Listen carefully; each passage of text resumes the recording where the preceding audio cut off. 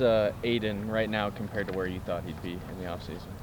You know, it's funny how things happen. Last year we went into the season, he was going to be one of our weekend starters, and his shoulder got a little sore right before the season started, so we pushed him to the bullpen, and that gave some other guys an opportunity to start, and they pitched really well when they got the opportunity to start. We went into this season with Major as a bullpen guy and had an injury right before the season started, and that put him in the weekend rotation, and he's just been super lights out ever since. Just can't say enough about how he's done, and we talk about it all the time, taking advantage of opportunities. He got an opportunity to prove to me and everybody that he's a quality Big 12 starter.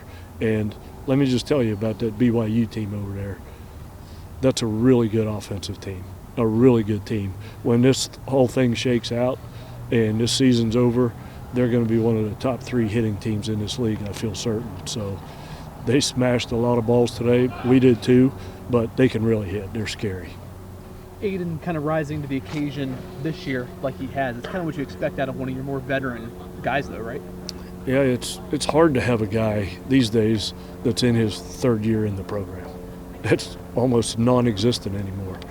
And he's learned and learned and learned. He's always had good stuff, but you have to learn how to win games. And he's still learning, but he's made great progress as far as winning games. When I went out there to talk to him in the 8th inning with 2 outs, he said, "Do not take me out. I got this guy. I got this guy." And his pitch count was still lower than it was the weekend before, so it wasn't a pitch count issue, and he was still throwing good. They can really hit. So the fact that he gave up 2 homers, there's nothing to be ashamed of there, because they're going to hit a lot of them this year. Coach, you said when you're starting this season, you still had him plugged in for the bullpen. Did you just feel more comfortable with him and the bullpen at that point because of what he did last year, or was there something you were still waiting to see from him at that point? Well, you know, we know how good of a pitcher he is. Right. And because you're in the bullpen doesn't mean you're not one of the best pitchers on the team.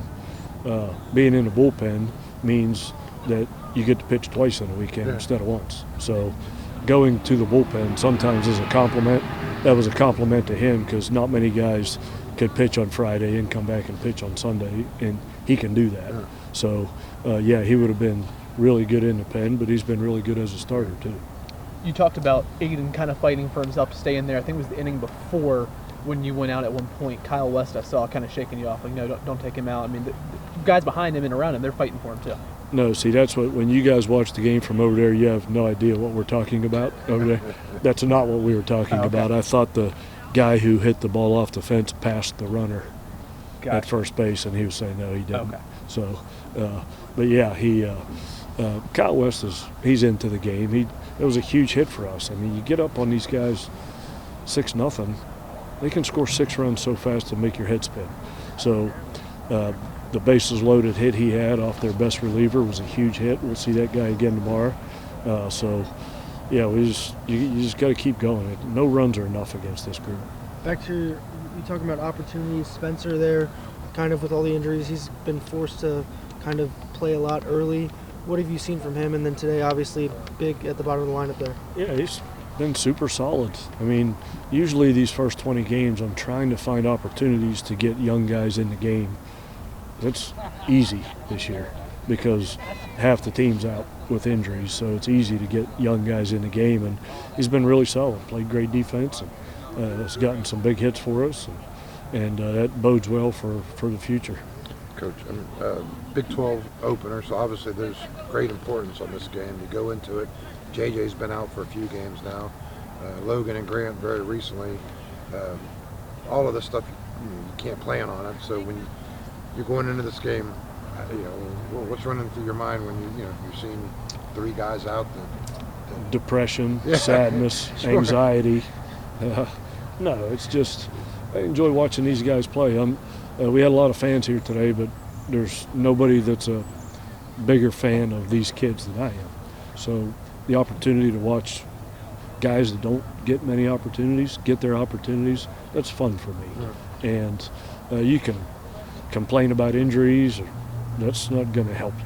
Complaining about injuries isn't going to help you. You just got to, the guys that are in the lineup, guys that are in the game, have to win the game. I mean, we bring these guys here for a reason. Just because you're a backup to JJ and Save and Hussey doesn't mean you're not a good player. It just means you're getting an opportunity probably a lot earlier than you thought. So I've never gone into a game thinking anything other than we got this. And regardless of the lineup, tomorrow I'll say the same thing. We got this. And with Aidan, I mean, even when he was a freshman, velocity was never really an issue with him. Is command much better this year? Absolutely. Yeah. He's throwing his fastball on both sides of the plate. He's throwing 2 different breaking balls now. His changeup's his best pitch, and we didn't throw it that much today because we didn't need to. But, yeah, he's just doing everything you're supposed to do to win games. And like I said, that team right there is going to beat a lot of pitchers in our league. So that was just you'll see when they get to smashing the baseball in the next couple of weeks, then you'll look back and say, dang, Mage must have been pretty good that night.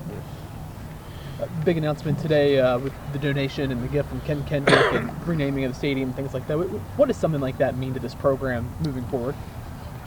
You know, it means the world. It's when we built the facility, the program, the stadium, the program obviously made a big jump because you built the facility, and now with this facility, we'll probably be one of only 6 or 7 programs in the country that have the technology and the resources that are going to go into that facility, and that's going to make a huge difference in the program.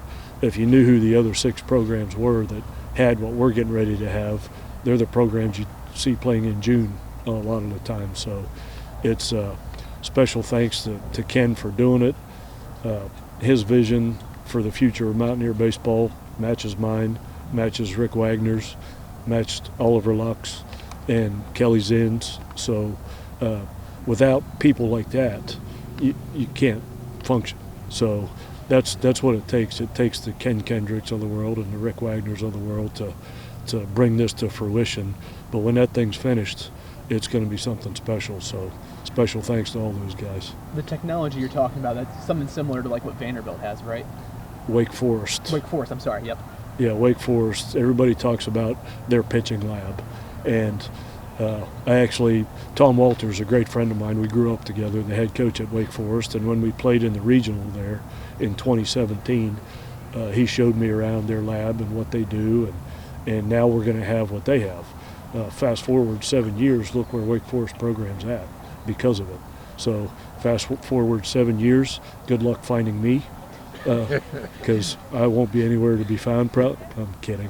But hopefully 7 years from now, you'll be talking about West Virginia baseball like people are talking about Wake Forest baseball right now. That's the plan moving forward.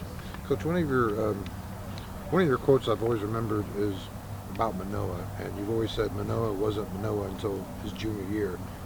A couple years from now, do you think you'll be saying, Aidan wasn't Aidan until his junior year? I mean, that's one of my other quotes is, don't ever be afraid to overstate the obvious.